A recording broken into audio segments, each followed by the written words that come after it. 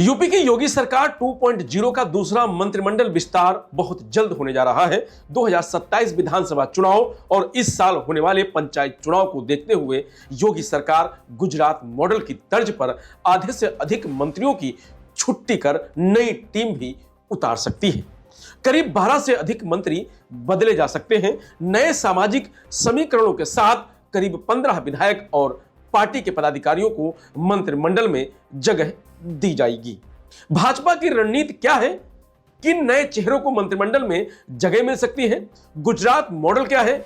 यह अपनाने की जरूरत क्यों पड़ रही है? इस वीडियो में इसी पर विस्तार से चर्चा करेंगे। नमस्कार, मैं रजनीश यादव, आप देख रहे हैं लोकमत हिंदी।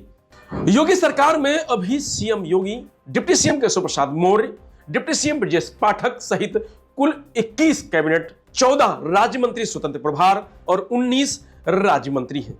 योगी सरकार 2.0 का पहला मंत्रिमंडल विस्तार लोकसभा चुनाव 2024 से पहले 5 मार्च 2024 को हुआ था। इसमें सुभाषपा के अध्यक्ष ओम प्रकाश राजभर, राष्ट्रीय लोकदल से अनिल कुमार, भाजपा के सुनील शर्मा और दारा सिंह चौहान को मंत्री बनाया गया था। सरकार में अभी 54 मंत्री हैं। अधिकतम 60 मंत्री बनाए जा सकते हैं। इस लिहाज से अभी 6 और मंत्री बनाए जा सकते हैं। 14 दिसंबर 2025 को पंकज चौधरी भाजपा के प्रदेश अध्यक्ष बने हैं। हाल ही में नितिन नवीन ने राष्ट्रीय अध्यक्ष की जिम्मेदारी संभाली है। ऐसे में अब यूपी मंत्रिमंडल विस्तार जल्द हो सकता है। इस तरीके के कयास लगाए जा रहे हैं। पार्टी सूत्रों के मुताबिक केंद्रीय टीम में एक वर्ग चाहता है कि यूपी में मंत्रिमंडल में बड़ा बदलाव किया जाए। करीब 50% तक मौजूदा मंत्रियों को हटाकर उनकी जगह संगठन और विधायकों में से नए चेहरों को जगह दी जाए। मौजूदा मंत्रियों को 1 साल तक फील्ड में भेजकर चुनाव लड़ने और चुनाव लड़ाने की जिम्मेदारी दी जाए। सरकार में नए चेहरे आने से सामाजिक समीकरण ठीक होगा। नए मंत्री पूरे उत्साह के साथ काम करेंगे। वहीं मौजूदा मंत्रियों को लेकर संगठन और फील्ड की नाराजगी दूर होगी। सरकार में भी एक नई लीडरशिप तैयार होगी।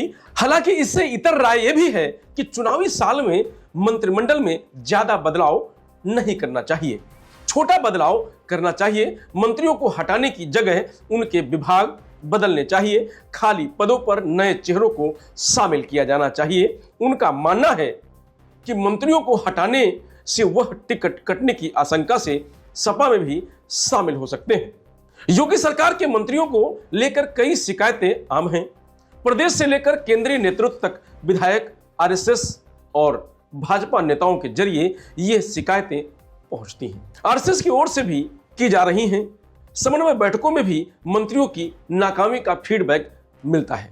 गुजरात में विधानसभा चुनाव 2022 से पहले 16 मंत्रियों से इस्तीफा लिया गया था। सीएम भूपेंद्र पटेल ने केंद्रीय नेतृत्व से राय मशवरा कर अपनी पसंद से नया मंत्रिमंडल बनाया था।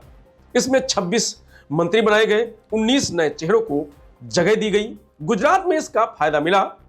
तब भाजपा ने 182 में से 156 सीटें जीती थीं। राजनीति के जानकार मानते हैं कि बड़ी संख्या में मंत्रियों को हटाकर नए नेताओं को शामिल करना एक तरह का राजनीतिक रीसेट है, ताकि जातीय, क्षेत्रीय और सामाजिक समीकरणों को संतुलित किया जा सके और लोगों के बीच सरकार की नई छवि बनाई जा सके। इससे मौजूदा मंत्रियों के खिलाफ पैदा हुए नाराजगी का असर कम करने की कोशिश होती है। राजनीति के जानकार मानते हैं कि यूपी में भी गुजरात मॉडल की तर्ज पर कुछ नए चेहरों को जगह देकर जनता की नाराजगी से बचा जा सकता है। पार्टी कुछ नए चेहरों के साथ चुनाव में जाएगी तो फायदा मिलेगा। राजनीतिक विश्लेषक यह भी मानते हैं कि कई मंत्रियों के कामकाज से जनता, कार्यकर्ता, सरकार और संघ संतुष्ट नहीं है। ऐसे मंत्रियों को हटाया जा सकता है। वही संगठन सरकार में कुछ नए चेहरों को जगह देकर सरकार संदेश देना चाहेगी कि जो काम करेगा वही आगे बढ़ेगा। मंत्रिमंडल विस्तार में सपा से बगावत कर भाजपा का दामन थामने वाले 7 विधायकों में से कुछ को जगह मिल सकती है। ऊंचाहार से विधायक मनोज पांडे या गौरीगंज के विधायक राकेश प्रताप सिंह को मंत्री बनाया जा सकता है। मनोज पांडे के बेटे का एक ऑडियो भी गत दिनों वायरल हुआ था, जिसमें वो कह रहे हैं कि पिता जल्द ही मंत्री बनने वाले हैं। पूजा पाल को भी मंत्री बनाकर सरकार सपा के खिलाफ महिला चेहरा तैयार कर सकती है। हालांकि पार्टी के बड़े पदाधिकारी इसकी संभावना कम जता रहे हैं। जानकारों का कहना है कि मंत्रिमंडल विस्तार की दो संभावनाएं हैं। पहली, होली तक। दूसरी, यदि होली तक मंत्रिमंडल विस्तार नहीं हुआ तो फिर पश्चिम बंगाल चुनाव के बाद ही मंत्रिमंडल में फेरबदल और विस्तार होगा। इससे पहले भाजपा प्रदेश अध्यक्ष चुनाव को लेकर अटकलें चल रही थी, लेकिन बिहार चुनाव परिणाम के बाद ही बीजेपी प्रदेश अध्यक्ष की नियुक्ति हुई। भाजपा मंत्रिमंडल में होली तक मंत्रिमंडल विस्तार नहीं हुआ तो फिर पश्चिम बंगाल चुनाव के बाद ही मंत्रिमंडल में फेरबदल और विस्तार होगा। इससे पहले भाजपा प्रदेश अध्यक्ष चुनाव को लेकर अटकलें चल रही थी, लेकिन बिहार चुनाव परिणाम के बाद ही बीजेपी प्रदेश अध्यक्ष की नियुक्ति हुई। भाजपा मंत्रिमंडल में जगह बड़ा बदलाव करने या मंत्रियों को हटाने की स्थिति में नहीं है। यदि मंत्रियों को हटाया गया तो फिर सीएम और डिप्टी सीएम को भी हटाना होगा।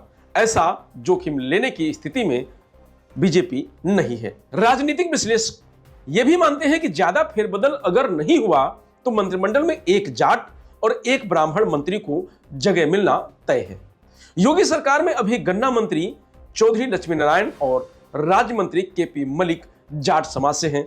भाजपा के निवर्तमान अध्यक्ष भूपेंद्र चौधरी ने 2022 में पार्टी की कमान संभालने के बाद कैबिनेट मंत्री पद से इस्तीफा दिया था। भूपेंद्र चौधरी के इस्तीफे के बाद से जाट कोटे की एक सीट खाली है। Deputy CM Brajesh Pathak, cabinet मंत्री योगेंद्र उपाध्याय, कैबिनेट मंत्री सुनील शर्मा, राज्य मंत्री स्वतंत्र प्रभार दयाशंकर मिश्रा दयालु, राज्य मंत्री प्रतिभा शुक्ला और रजनी तिवारी भी मंत्री हैं।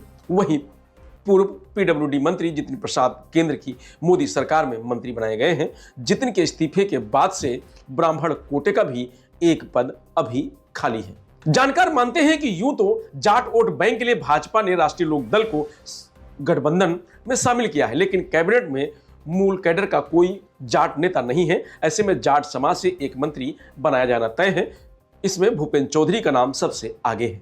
वहीं ब्राह्मण समाज से पूर्व मंत्री श्रीकांत शर्मा, देवरिया के विधायक सलमणि त्रिपाठी, प्रदेश महामंत्री एवं एमएलसी गोविंद नारायण शुक्ल, प्रदेश उपाध्यक्ष एवं एमएलसी विजय कुमार पाठक सहित अन्य भी दावेदार हैं। राजनीतिक विश्लेषक मानते हैं कि दिसंबर में ब्राह्मण विधायकों की बैठक में सरकार, संगठन और आरएसएस में उनकी सुनवाई नहीं होने का जो मुद्दा उठाया गया था, इसके बाद भाजपा प्रदेश अध्यक्ष पंकज चौधरी ने चेतावनी जारी की।